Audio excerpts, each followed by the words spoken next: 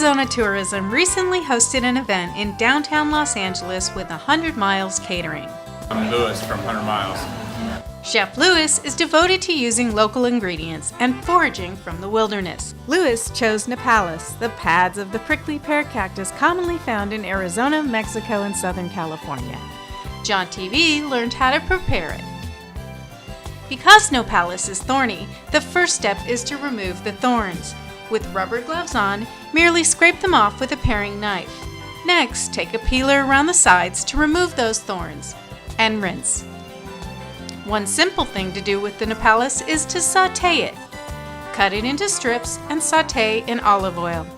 As it browns, the viscosity or sliminess disappears, and then it's ready to eat. To make pico de gallo, slice the Nopales into small pieces and submerge in a big pot of boiling water. Boil until ready. Then strain in an ice bath to get rid of the viscosity. Run under cold water to rinse off any remaining viscous.